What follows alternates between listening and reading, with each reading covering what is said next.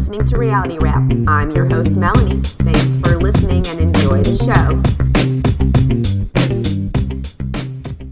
Hey guys, thanks for tuning into Reality Wrap. Today I will be recapping last night's episode of The Real Housewives of Potomac, Season 8, Episode 6. But before I get into my recap, I wanted to read you guys this silly article that I saw about Jen Shah. It's probably one of the more ridiculous things I've seen her say in a while. So I guess Emma Stone came out and said that she thinks a biopic should be made about Jen Shah. And apparently Jen Shah got word of this or found out about this and came out and said that she hopes that, are you guys ready for this? Kim Kardashian will play her. In the movie, if one is made. I'm telling you, she is full-on delusional. I am not a Kim Kardashian fan whatsoever. Although I did watch her in, what is the show she just did that had American Horror Story, and actually thought she was pretty good in it. But other than that, I don't watch her TV reality show or whatever. But to believe that Jen Shah thinks that Kim Kardashian would even consider playing her in a movie about her life, it made me laugh. I was like, she is full on Delulu as far as I'm concerned. Anyway, I guess a fan had asked Emma Stone at some premiere that she was at, which housewife does she believe should have a movie made about them? And she said Jen Shah. I'm pretty sure she didn't say Jen Shah because she thinks Jen Shah is like this super stand-up person who needs a movie made about her because of all the great things she's done in life. I mean, if Jen Shah thinks it's anything other than the fact that she is a humongous scam artist and how she ripped off all these elderly people, clearly any movie that would be made about her, it would be a movie in the criminal documentary genre because she is a criminal. So apparently in this article from TMZ, it says that Jen quickly caught wind of the A-list backing, with her manager Chris Giovanni telling TMZ that she was freaking out over the phone with excitement when he called her in prison to tell her Friday a.m. She is nuts.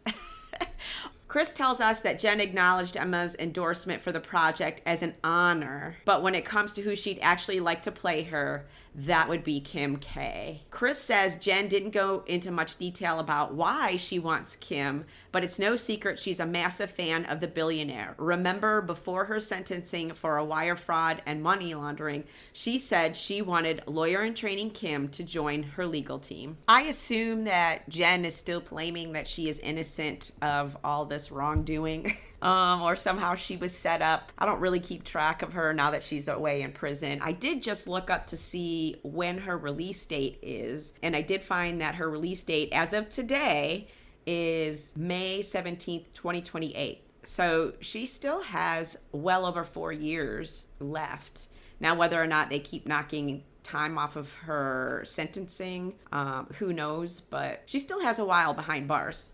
So if they make a movie within the next 4 years, I mean, she's not making the premiere of that. I really hope they don't make a movie about her, even if it's about all the bad things she has done, because I feel like it would give her the attention that she so desperately is still seeking.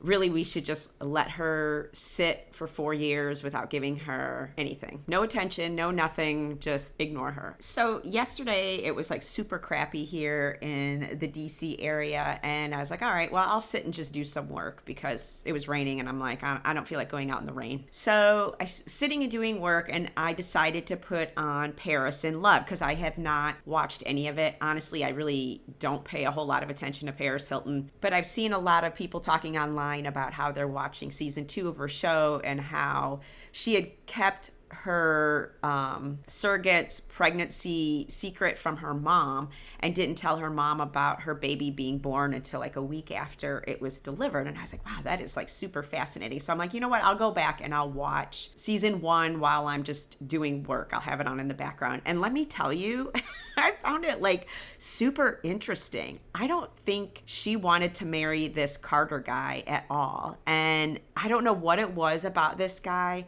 but he gave me ick factor, like you can't even believe. And now that we all know that he has this child that he has who's like 10 years old that he financially supports but has absolutely nothing to do with her in terms of like her life or anything, and then watching him talk to Paris about how he can't wait to have kids with her, I'm just like, ugh, he's so gross. And I feel like he treats her like she's a little kid. I mean, granted, she kind of has that little girl mentality, I think, because Kathy Hilton clearly was an overbearing mother on her and still is to this day. Watching Kathy in this is beyond. I mean, she really is a piece of work, let me tell you. I totally understand why she kept her surrogate's pregnancy under wraps and didn't tell her mom, because her mom is incredibly overbearing, especially considering Paris is a 42-year-old woman. And she just treats Paris like she's a little kid. And then her fiance, who's her husband now, just treats her also like a little kid. And also, I feel like he parades her around like, look at me, I'm marrying Paris Hilton. Can you believe it? I'm marrying Paris Hilton.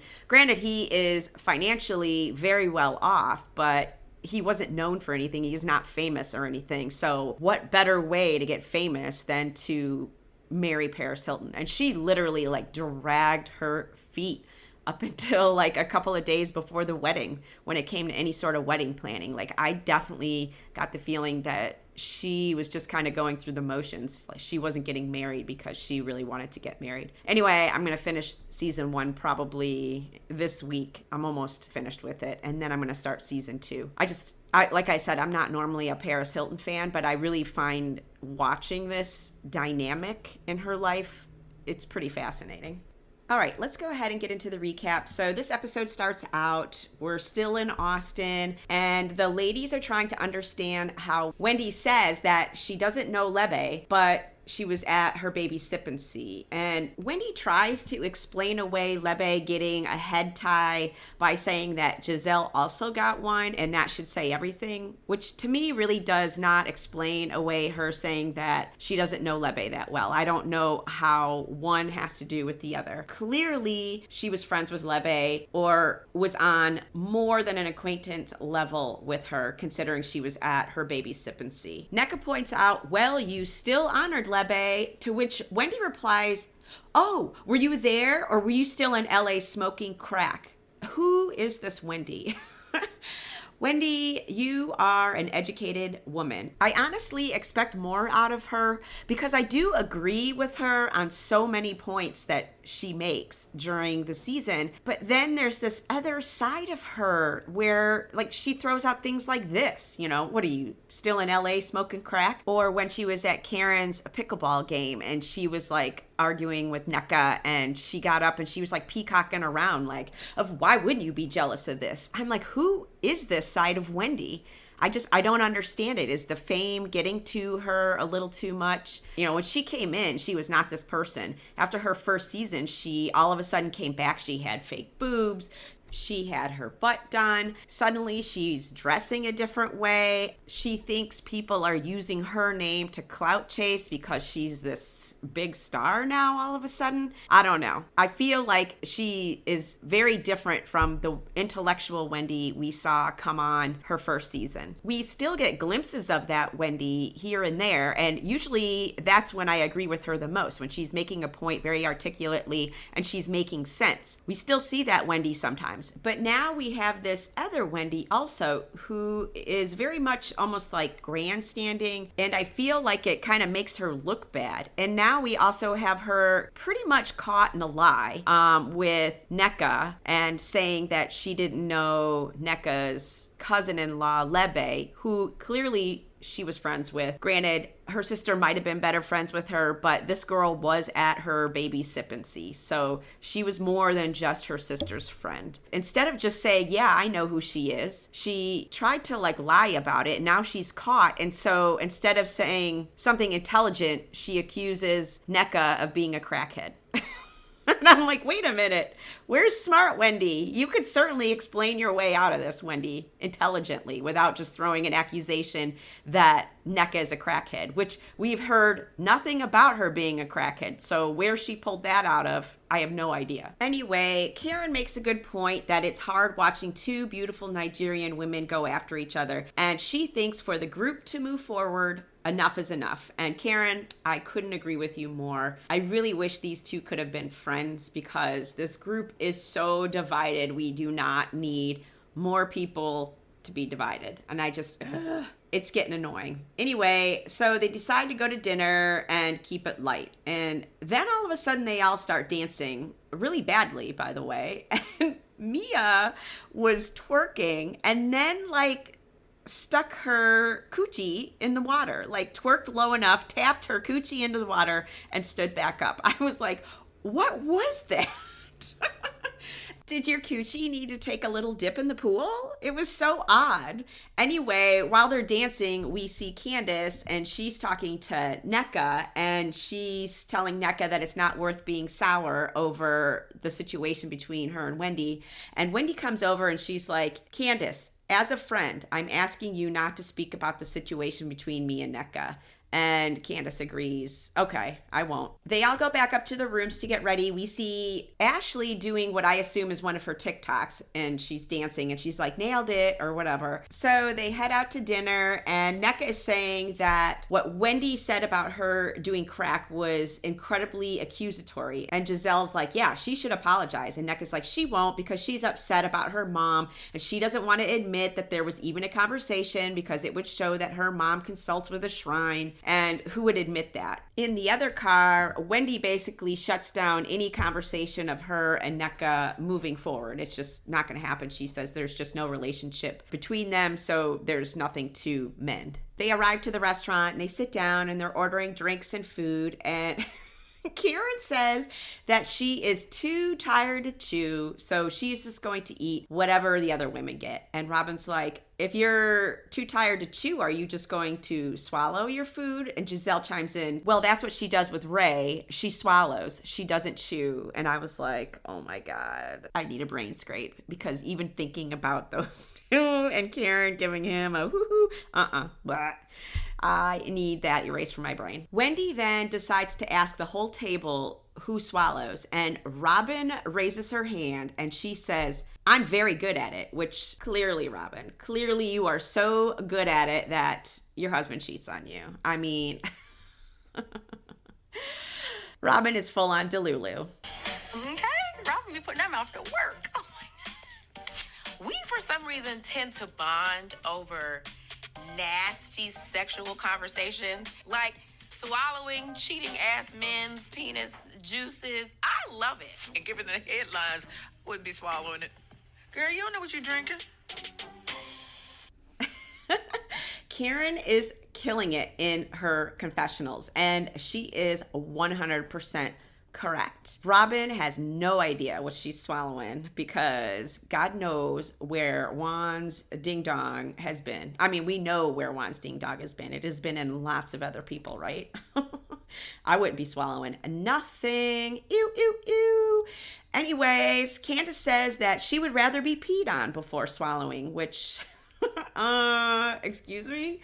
This whole conversation at this table is just unreal. And then Mia takes it even farther and she asks everyone if they eat booty. And Ashley says that everybody has eaten some ass at some point, and gross, because I do not need to imagine Ashley eating Michael Darby's ass. No, just no. Luckily, NECA changes the conversation because I really...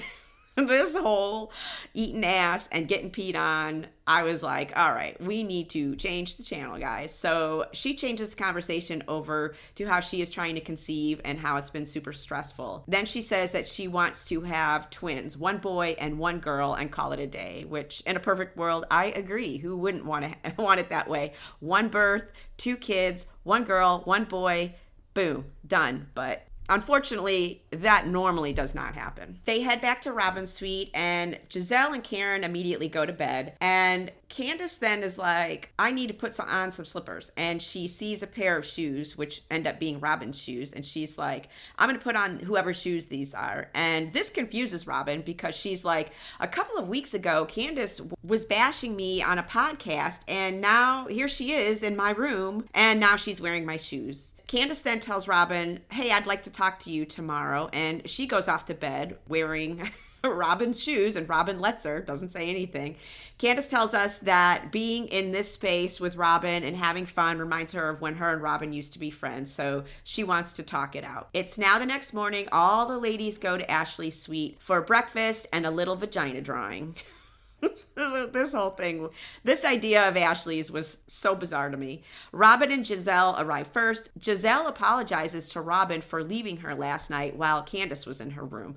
Like, somehow Giselle needed to protect Robin because she couldn't handle herself. She's not a big girl. I don't really know why that really mattered, but whatever, Giselle. Ashley tells them that she found it odd that Candace came to her room, which, why wouldn't she? She's part of the cast and everybody went there together, so of course she's gonna go. I actually thought it was pretty cool of her to go. You know, she even said in her talking head that she wants to work on things with Robin. Everybody else arrives and Ashley explains to them how they're going to paint their coochies. And Karen is like, I'm not doing that. And Ashley's like, well, you don't have to actually paint your coochie. You could just paint a representation of how you see your coochie. We're going to be honest about these paintings. It should be some busted coochies because they've been out here in these streets doing concubine foolishness, and you should be painting roast beef. I died when Candace said this. Just imagine all of them painting roast beef as their representation of their vaginas. Their busted ass vaginas, as Candace called them. Oh my God, she's so funny. Anyways, Karen brings up how Ashley gave Robin the other penthouse suite because of what she's going through and how some of them didn't know what she was talking about. What exactly are you going through? She asks to Robin. By you only telling a select few, you've essentially divided the group. Robin's like, I have only spoken to those who have reached out to me and asked me if I was okay. Candace tells her, well, I did reach out to you and you ignored me. And Robin's like, why would I tell you anything when you trash me on social media? I have gone through torture. And Candace is like, yeah, so have I. Karen tells her, yes, Robin, but at your own expense for hiding your truth. And then Robin stands up and starts ranting. You want to hold me accountable? Here I am. I'm here. I'm here. I was like, what the hell is she doing? Karen points out how she pretty much lied for the entire year, which she was 100% not wrong about that. She then says, can we stop this? Because this is a very personal experience for me, and you guys are trying to make me out to be a villain. Robin explains that this woman direct messaged her, and because she didn't see the message, she decided to direct message Giselle. Giselle says, just because you guys didn't hear our conversation does not mean that it didn't happen. And Karen says, bullshit. And then Candace asks a good question. There's no part of you that wants to know what they were saying to each other that was potentially inappropriate? No. He cleans his phone out like crazy. Like, he deletes everything. Oh, girl. So, for safety? like, literally, he doesn't even store people's phones. He'll have coaches reach out to me. He's like, I don't know who this is, because he's weird, okay? So he did not have the messages with her, and I don't communicate with thirst buckets. In Robin's defense, there is something called trust. So if you are going to trust somebody, then you don't have to try to verify everything that they're saying. But it wouldn't be me. I'd be looking all up and through. I can't believe that she doesn't find it odd that Juan deletes all his messages all the time. I mean, Giselle kind of doesn't make sense when she's like, well, if you trust somebody, why do you need to verify what they're saying? There's a big difference between trusting somebody and being in full denial, which clearly Robin is. Robin has chosen to act like Juan is not cheating on her, and this is all perfectly normal. Ashley tells them that because they took up so much time talking about Robin, that they're now going to have to move on to the next activity, and they're not going to have time to paint their coochies, which I'll tell you what, this conversation was perfectly fine for me. I did not need to see them painting their coochies. Next, they draw on who's going to do what for the next activity. One activity is boot shopping, and the other one is going to a distillery, and then they're going to meet up for lunch. So they get into the cars to head to their respective activities. Karen, Candace, Mia, and Wendy are in one car, and they're going to the distillery, and they're talking about Robin and how clearly Robin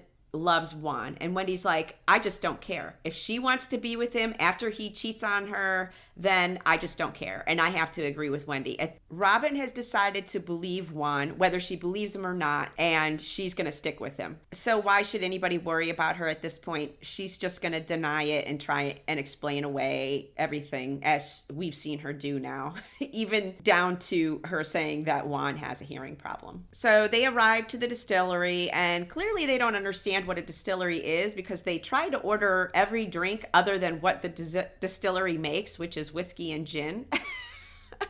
I was like, okay, guys, come on. So they walk around the distillery, and then they do a tasting. At the boot store, NECA, Ashley, Robin, and Giselle are trying on boots. NECA talks about how she has been married for a year and a half and how she hated her wedding because at the time she was planning it, she was out in Los Angeles and the wedding was in the DMV area. And she didn't move to the DMV until 1 week before the wedding. And so everything did not go as it was planned. Robin tells her that she needs a do-over. And she's like, well, we haven't done our traditional Nigerian wedding yet. So we're going to plan that. And Robin's like, I hope we haven't scared you away from the group. The way everybody was talking to me this morning is not how we normally talk to a friend. And I was like, really, Robin? Because I've seen you go off on plenty of people in this group. So I don't know what the hell you're talking about. NECA tells her, I really feel like Robin has been pretty transparent with me about what happened. And we've only known each other for a couple of weeks. And I'm like, NECA, take a seat. You don't realize that Robin has not been transparent with the rest of the group up until she was called out for hiding her relationship drama on the show, only to speak about it on her podcast behind a paywall. So stay in your lane, NECA. You've been here for like 5 minutes. I'm trying to like you, but now you're talking about something that you have no idea the history of. And just because she's being transparent now with you, it's because she's already been called out for not being transparent by the rest of the group. She's being transparent now because she got called out by Bravo and Andy Cohen for telling her story on her podcast behind a paywall, where she financially benefited from separately of Bravo. Instead of showing what was really going on between her and Juan on the show, she took it to her podcast and made money off of it. And I am sure that Bravo was not happy about it. So that is why we are now learning everything about Robin. It's because she was like, oh shit, I'm about to lose my job. And now we know Juan doesn't have a job. So she needs to make the money in the family. Back at the distillery, they're sitting outside and they're tasting whiskey, and a black bird starts cawing on the fence. And Mia jokes to Wendy, that's not your mama, is it? And Wendy's like, don't do that. Let's not talk about mamas. Mia then says, just to clear things up, did your mom not send names to a shrine? Can we clear that up? There's nothing clear up. Did you say that your mama did not send names to the shrine? I don't need to defend this because I never thought I should. But when you guys are saying shrine, you're saying it in a way in which leaves it up to the imagination for what it is. Catholics have shrines. Our saints have different shrines. And it's not something negative because what we do know for a fact. Shrine. No, I didn't say that. Uh-huh. Catholicism uses a shrine. Okay. I did not know that. Yeah, I didn't I either. did not know that. Because when And someone that's says enlightening. someone's sending people's names to the shrine, I'm like, Well, don't it was send mine. said in that manner that it would cast that doubt. There you go. And it was shrouded in people started saying witchcraft, and we're talking about Nigerians and Africans. Yes. And honestly, as someone who grew up being misunderstood because I was Nigerian, this conversation has been very triggering for me. I thank God that I was raised by a woman of Christ. And just to hear her be maligned in this way is like, What's your mama? yeah, it hurts. Yeah.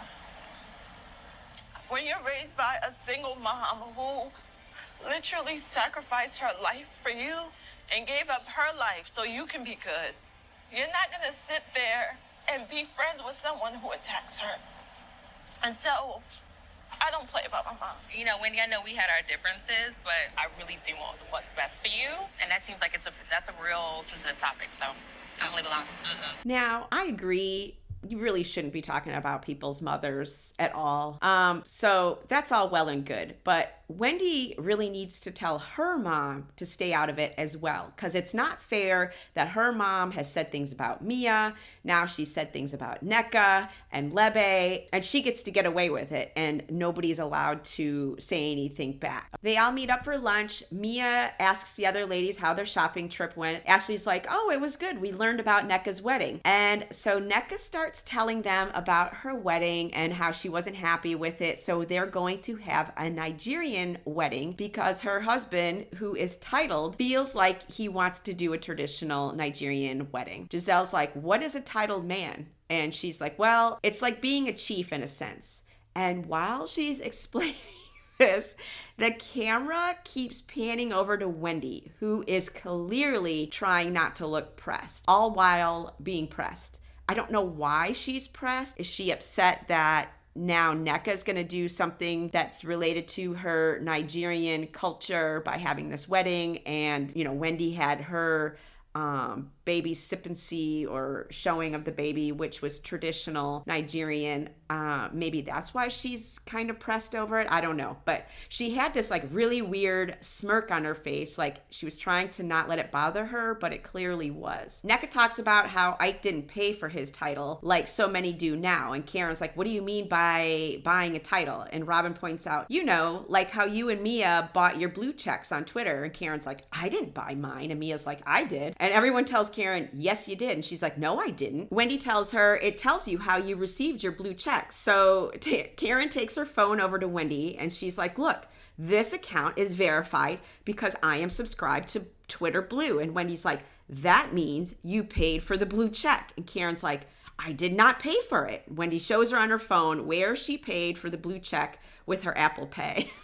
And this like shocks Karen because she has no idea that she paid for it. And I actually believe her. I think like maybe something popped up on Twitter that said like, would you like to be blue check verified? And she didn't realize that it was like a subscription that she had to pay for. That's my guess. I actually don't think she was like, yeah, I'm going to go ahead and pay for this. I think she signed up for it accidentally, not realizing that it was going to charge her.